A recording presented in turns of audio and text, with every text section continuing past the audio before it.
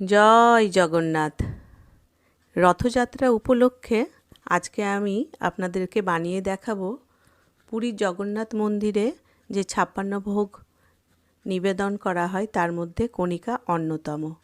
এটা বানানোর জন্য বাসমতি রাইস দরকার, আর এই কাপের মাপেরই আমি 1 কাপ মতো বাসমতি রাইসটাকে ভালো করে ধুয়ে আধ ঘন্টার জন্য ভিজিয়ে রেখেছিলাম। তারপর জল থেকে তুলে ছেঁকে এইভাবে এখন আমি 1 চামচ গাওয়া ঘি দিয়ে ভালো করে মাখিয়ে নিলাম।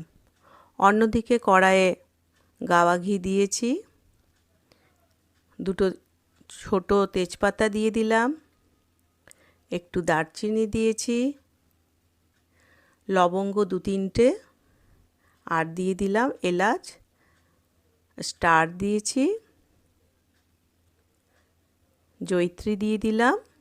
দিয়ে এটাকে এখন ভালো করে নাড়াচাড়া করে নেব। পুরো লো ফ্লেমে কিন্তু এটি তৈরি হবে।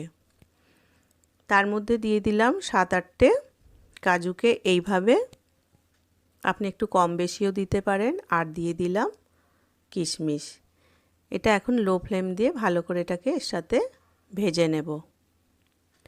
অন্যদিকে যে আমি চালটাকে ঘি দিয়ে মাখিয়ে রেখেছিলাম সেটাকে এখন এর মধ্যে দিয়ে দেব। সামনেই রথযাত্রা, সেই দিনে আপনি ভোগ নিবেদন করতে পারেন, যেটা খুব শুভ।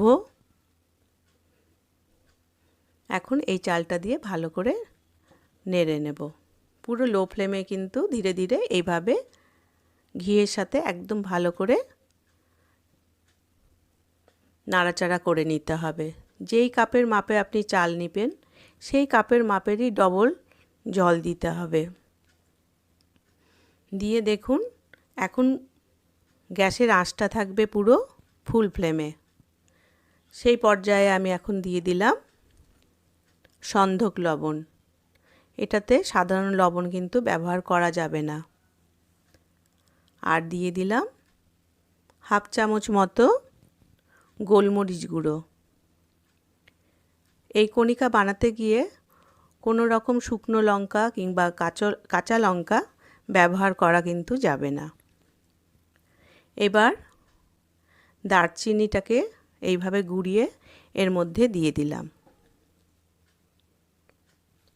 দেখবেন কণিকা একটু কালারটা কালচে হয়, যেহেতু এর মধ্যে গোলমরিচ গুঁড়ো এবং দারচিনি গুঁড়ো দেওয়া হয়, যার জন্য এর কালারটা একটু অন্য ধরনের, মানে একটু কালচে ধরনের।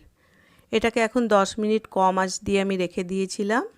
দেখুন জলটা কিন্তু পুরো শুকিয়ে যায়নি, এখনও কিন্তু কিছুটা এটা কুক হতে বাকি আছে। একটু ওপর নিচ করে নাড়াচাড়া করে নিলাম।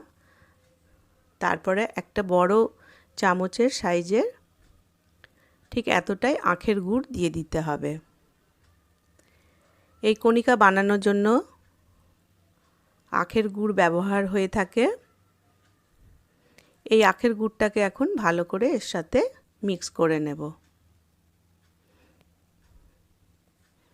এই রেসিপি যদি আপনাদের কোনো উপকারে এসে থাকে তাহলে আমাকে একটি লাইক দেবেন, শেয়ার করতে ভুলবেন না, আর ভালো লেগে থাকলে একটি সাবস্ক্রাইব অতি অবশ্যই করবেন।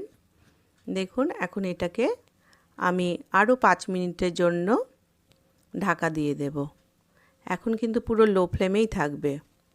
দেখবেন 5 মিনিটের মধ্যে পুরো চালটা ভালো করে কুক হয়ে যাবে, পুরো নরম হয়ে যাবে, অথচ ঝরঝরে থাকবে। তা আপনারা এই সামনের রথযাত্রার দিনেই আপনারা মহাপ্রভুকে নিবেদন করতে পারেন।